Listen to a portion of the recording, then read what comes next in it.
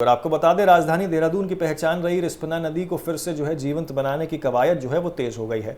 वर्षों से प्रदूषण और अतिक्रमण की मार झेल रही इस नदी के पुनर्जीवन के लिए जिला प्रशासन ने बड़ा कदम उठाया है। अब 15 किलोमीटर क्षेत्र का सर्वे होगा और पूरे अभियान की निगरानी के लिए विशेष टास्क फोर्स वो बनाई गई है। देहरादून जिला प्रशासन ने रिस्पना नदी को दोबारा जीवित करने की दिशा में ये नई पहल शुरू की है। कभी शहर की जीवन रेखा मानी जाने वाली ये नदी आज प्रदूषण, अतिक्रमण और अनियोजित शहरी विकास के कारण अपनी अस्तित्व के संकट से जूझ रही है। इसे देखते हुए जिलाधिकारी डॉक्टर आशीष चौहान ने नदी के पुनर्जीवन, संरक्षण और सौंदर्यीकरण के लिए सभी संबंधित विभागों को समयबद्ध कार्य योजना तैयार करने के यहाँ दिशा निर्देश दे दिए हैं। कलेक्ट्रेट में आयोजित समीक्षा बैठक में जिलाधिकारी ने स्पष्ट किया है कि रिस्पना का पुनर्जीवन या पुनर्वास केवल सरकारी योजना नहीं बल्कि जन भागीदारी से जुड़ा एक पर्यावरण संरक्षण का बड़ा अभियान भी है। उन्होंने कहा कि प्रशासन और आम लोगों के सहयोग से ही इस मिशन को सफल बनाया जा सकता है। बैठक में नगर निगम को निर्देश दिए गए हैं कि रिस्पना नदी के लगभग 15 किलोमीटर लंबे सर्वे और क्षेत्र का विस्तार सर्वे किया जाए, ड्रोन सर्वे, और इसी के साथ आपको बता दें कि यहाँ पे स्ट्रेच वर्क सर्वे वो भी किया जाए और उसके माध्यम से नदी में गिरने वाली सभी नालों, कूड़ा, डंपिंग स्थल और प्रदूषण के प्रमुख स्रोतों की पहचान की जाएगी। इसके बाद हर दिन चिन्हित स्थलों के अलग अलग कार्य योजना तैयार कर 7 दिन के भीतर प्रशासन को रिपोर्ट यहाँ पे सौंपी जाएगी।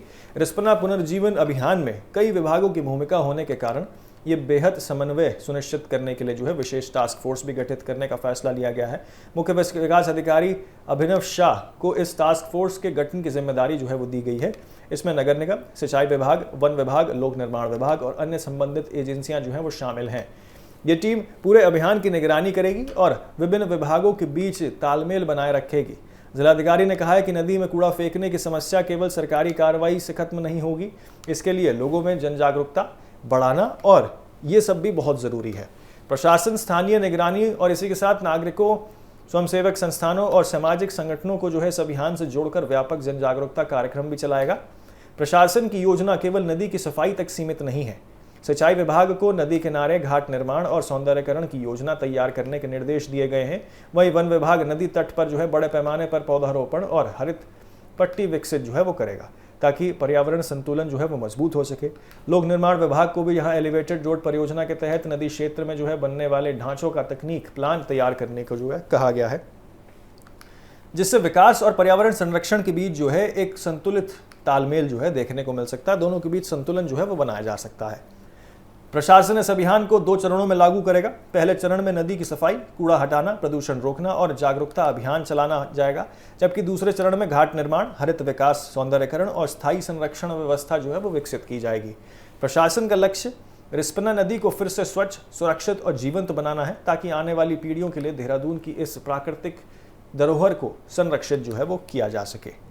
अब किस तरीके से आपको बता दें कि रिस्पना नदी जो कभी जान हुआ करती थी देहरादून की, गंदी है, उसमें आखिरकार प्रशासन अब सक्रिय भूमिका निभाते हुए नजर आ रहा है और 15 किलोमीटर क्षेत्र में यहाँ उसका विस्तृत सर्वे किया जाएगा।